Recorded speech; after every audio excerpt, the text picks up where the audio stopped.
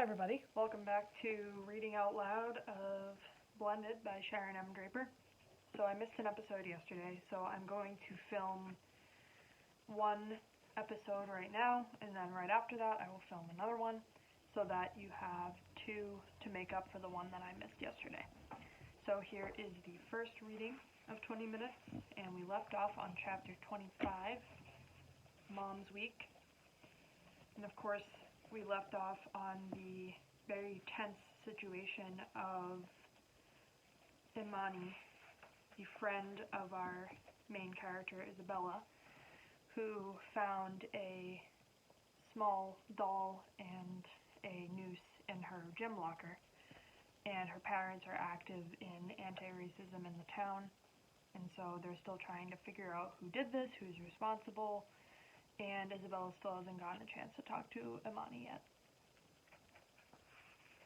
Chapter 25, Mom's Week. Today Mr. Kazili's classroom is quiet, tense. Nobody jokes or goofs around. When the bell rings, we're all sitting, just waiting. Heather's in her seat, but no Imani. I bite my bottom lip. No Imani. Mr. Kazili is wearing a sharply creased white shirt, a red velvet vest, and maroon slacks. He looks stupendous, to use one of his words. So, he begins, let's talk about what happened on Thursday. I bug-eye. Heather, he's really going to go there. Everyone looks down at the floor. He waits, and waits, until I can't stand it and I raise my hand. Yes, Isabella? I don't understand why anybody would do that, I admit. Manuel raises his hand next. It makes me afraid. Me too, Rochelle calls out from the other side of the room. Mr. K nods. What do you think chases away fear? A gun? Heather offers. Everybody whips around to look at her. No, Mr. K says empathetically. Guns only create more problems. Then he looks thoughtful and asks, is it possible the person who left the noose might be right? What did he just say? Jonte half rises from his seat, scowling. Huh? How you figure? The teacher continues. In order to diffuse a bad situation, sometimes it's necessary to look at both sides of a problem. But aren't they racists? The people who do stuff like this? Asks Otis, looking incredulous. I suppose we have to figure out the definition of racist first, Mr. Kazili says. It's somebody who hates black people, Otis shouts out. Yeah, Jonte echoes. Only black people? Mr. K prompts. Jonte is now standing all the way up. All haters. The teacher pauses, then smiles. You see what just happened? He asks us. In just a 30-second discussion, look how easy it is to jump to anger and assumptions. Now let's take our time and dig a little deeper. I watch anxiously. Talking about nooses and hatred and stuff is like swimming in the deep end of a pool. And I'm not a very good swimmer.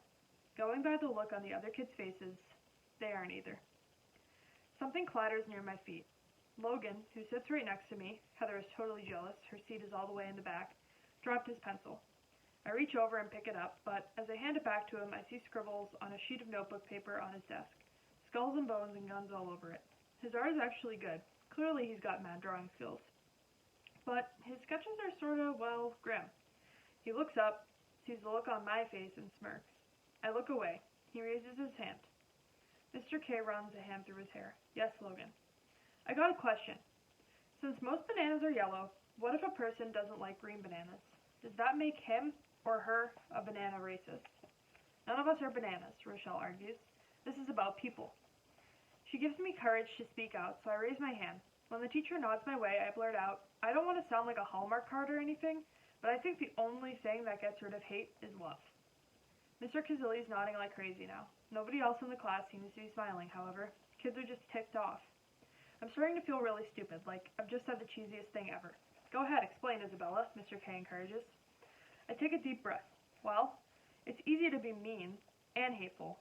I've heard my parents say horrible stuff to each other. I pause. It's like the whole class is breathing with me. But it's harder to be nice. It's sometimes really, really hard.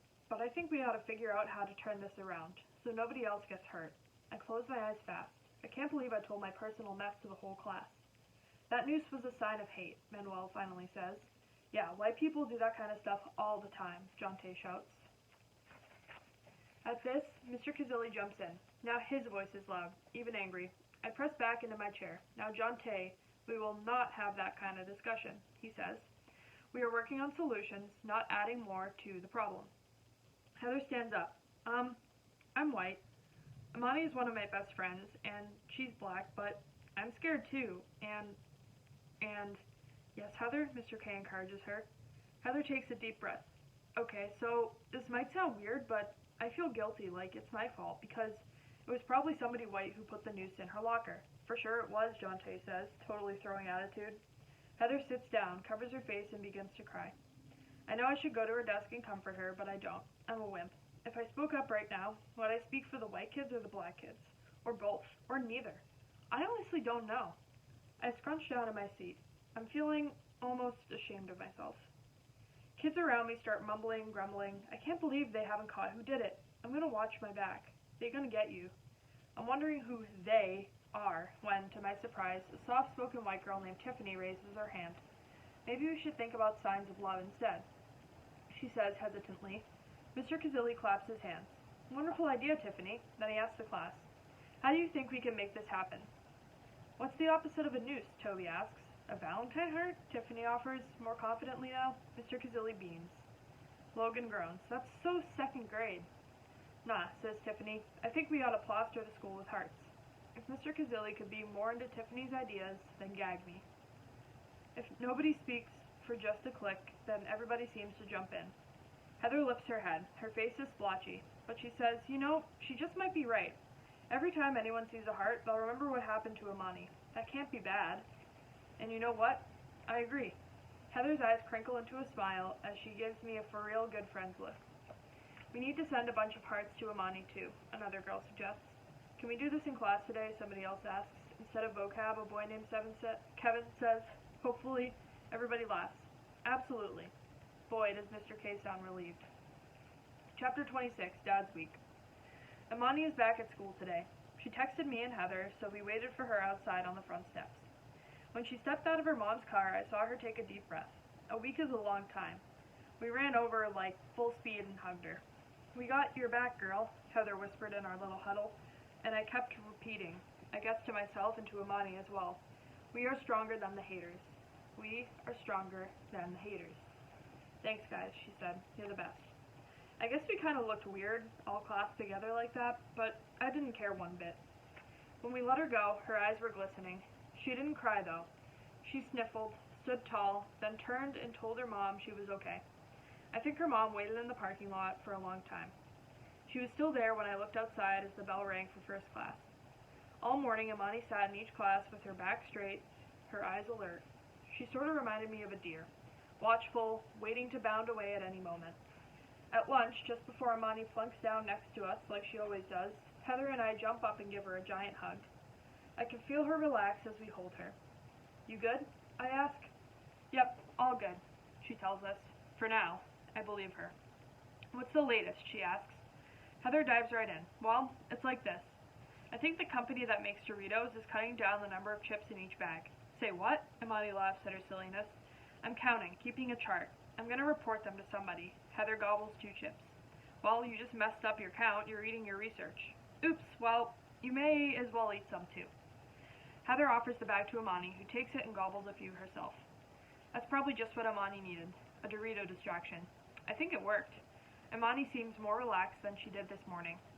Hearts in every color under the sun are pasted everywhere. The cafeteria walls are covered. Tiffany and a couple of other girls are still at it, taping more on the far side of the lunchroom. How's your baby sister? I asked, trying to tiptoe around anything serious. She's so sweet, like a little chocolate drop, Amani says, pulling out her phone to show us new photos. Then she says, looking around at all the decorations that we've put up, the hearts are really nice. It's like the school vomited construction paper. Heather and I almost fall out of our seats laughing. Then I look at her, worried that might hurt her feelings. But she's cracking up with us. Just trying to show haters they won't win, I say carefully. Cool, she says as she sips on a juice box. Really cool. Several kids stop by our table and say nice things. Even a couple of 8th graders. I'm genuinely surprised. Hang in there, Amani, several kids say. We've got your back, kid, others say with stern nods. Ignore stupid people. John Tay, carrying a tray with only a salad and a bottle of water, pauses at our table. Just want you to know I'm here for you, Imani, he says. Anything you need, just holler. You need somebody to walk you home? Heather jumps in. Me and Imani ride the bus together. I'll look out for her.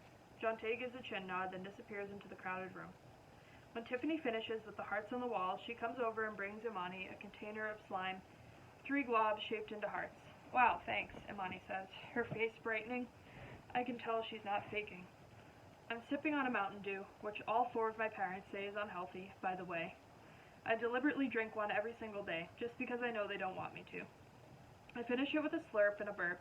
It's almost time to go. I stand up to take my tray to the trash, but walking toward our table is Clint Hammond. I sit back down. He's wearing a red Ohio State jersey.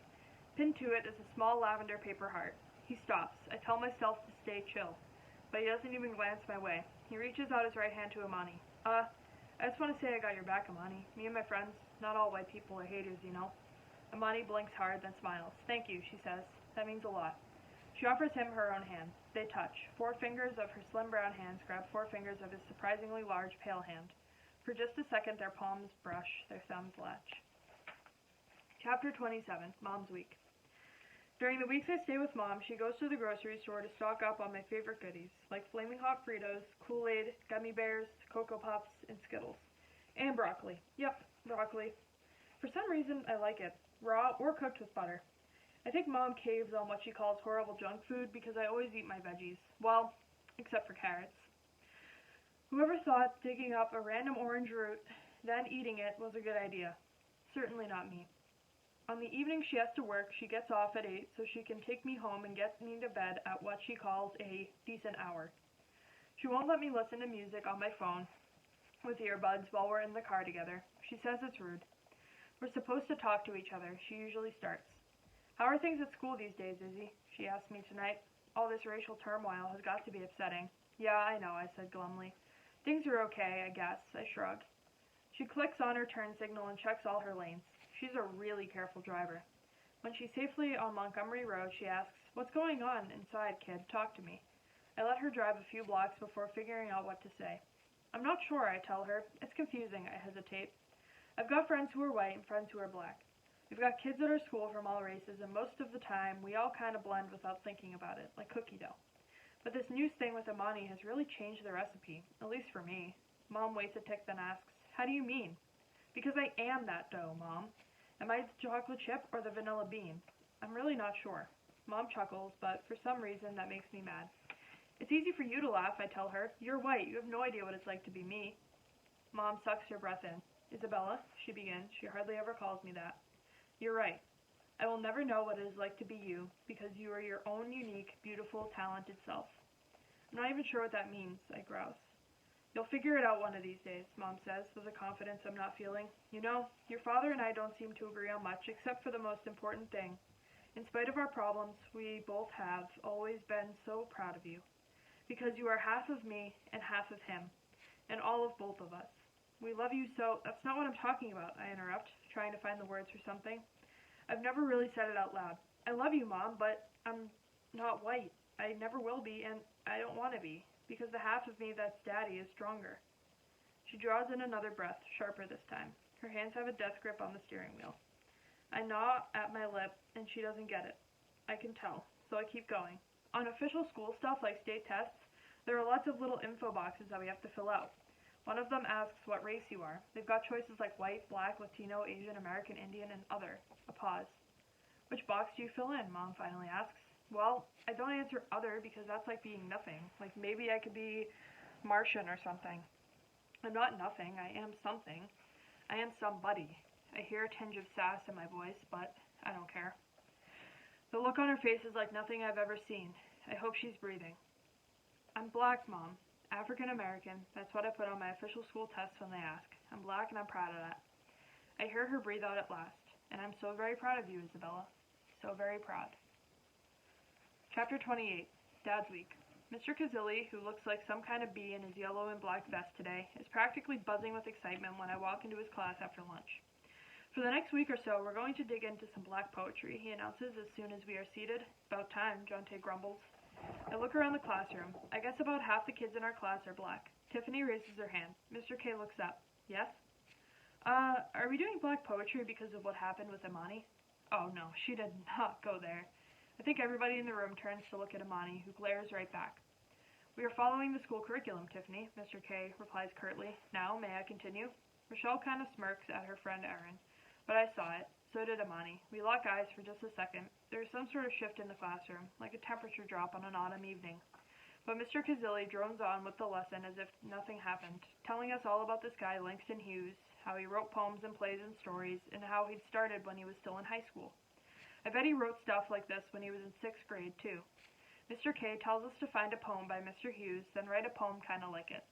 I remember seeing a few pictures of writers in our literature book, mostly boring-looking white guys with beards.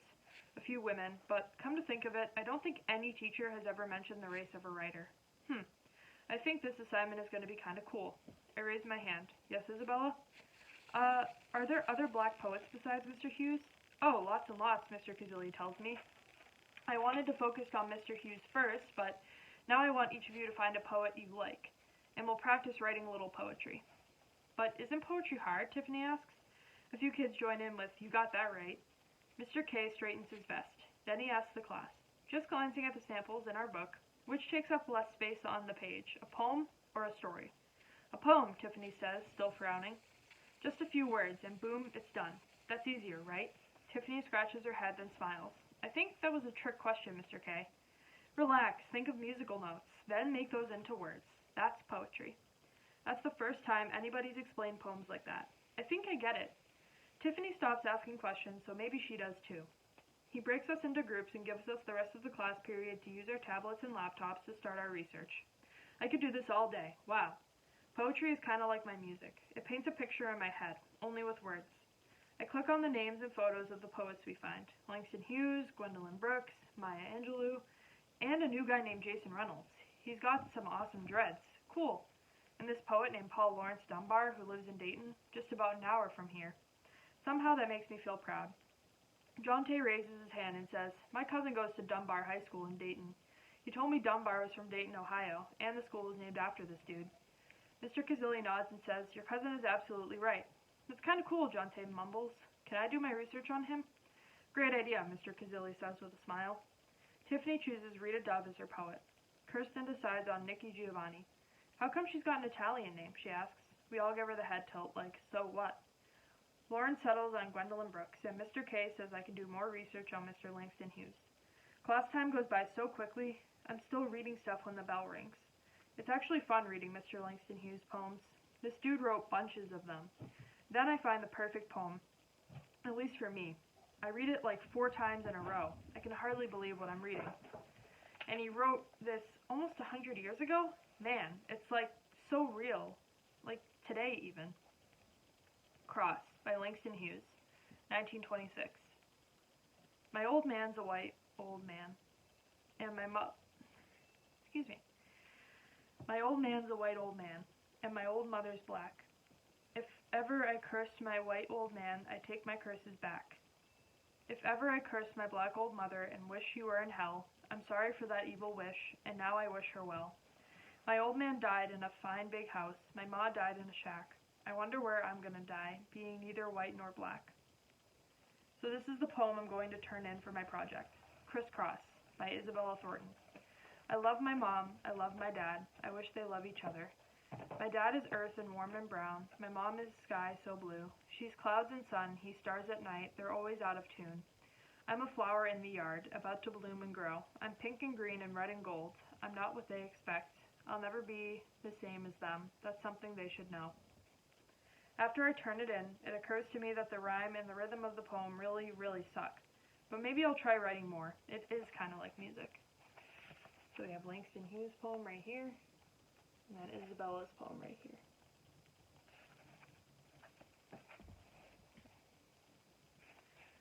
Chapter 29, Dad's Week. The selection I'm doing for Pianopalooza is by an Italian composer named Muzio Clementi. His full name is Mutius Philippus Vincentius Francusius Xavierus Clementi. Seriously, his mother actually named him that on purpose. I wonder if he ever got in trouble and his mom got mad at him and called him by his full name to come into the house. Probably not, he was a musical genius. Those kids probably never got yelled at. Madame Rubenstein made me look up his history. I guess kids born back in 1752 in Italy had nothing else to do but learn piano and organ, so Clementi started when he was 6. By the time he was 13, he had already composed lots of sonatas and symphonies. A couple of years later, he had a job playing the organ at a church. Overachiever, if you ask me. I just want to learn to play this one piece he wrote and not embarrass myself. It's called Sonatina in C major, Opus 36, number 1, or Opus. Madame Rubinstein grills me on the guts of the piece every time she shows up. What is the first movement, dear? By movement, she's talking about sections of the piece. It's called spiritoso, I tell her with certainty. And what does that mean? I thought it would mean spirited, but in Italian it means humorous or playful. Like laughter, I guess. The tempo of the piece, when I do it right, is fast-paced, and yeah, it does kind of remind me of someone laughing. I told her so. Very good, Isabella. And the second movement is called, I'm ready for her. It's called andante, meaning slow or walking. Not skipping and jumping like the first movement. So, I think for a minute, I have to play it more thoughtfully. Excellent. I knew she'd like that. I actually found the definition from Google Translate one night when I was bored, but I'll never tell her. And the third movement, she prompts, it's called vivace. It means like bright or cheerful. Like the music is in a good mood, so the musician has got to feel that.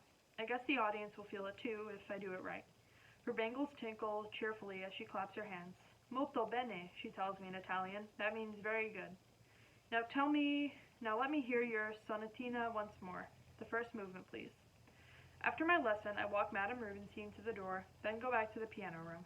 I found out the piano bench doubles as a storage place for some cool stuff. A couple weeks ago, under a pile of old sheet music and practice books, I found a yellow book of boogie-woogie pieces and old-time blues and rock. Awesome. I bet they were Anastasia's from a million years ago. Now I sit back down at the keys, flip to a song called Bumble Boogie, and go at it. This is so not Clementi. My fingers know exactly when to pound and exactly when to fly. I love the deep rumble of the bass and the syncopation of the treble. Yeah, this is the guts of music. Madame Rubinstein would have a heart attack if she heard me. I don't care. I don't even notice Darren at first. He's standing in the doorway, tapping his feet. Go, girl, he says. Now this here is some real music. I stop, look up, and beam, out of breath. Yep, for sure. I do one more bass riff, the fingers of my left hand dancing on the deeper toned keys. It is good enough for ice cream? I sing out. Absolutely, he says. Let me grab my car keys. I close the piano and yank a windbreaker from the front closet. I hope they have strawberry chocolate marshmallow swirl. They were out of it last time, I tell him. Whatever you wish, milady, he says with a British accent. Then he bellows out, Hey, Mom, me and Izzy are going out to get ice cream. You want anything? Not this time, Anastasia yells back from her office upstairs. You two have fun. My mind is still pounding with the jazzy thunder of that piece. Makes me want to boogie. Alright. So, I will be filming the next one and uploading it in just a moment. Thank you for listening as always, and I hope you have a great rest of your day.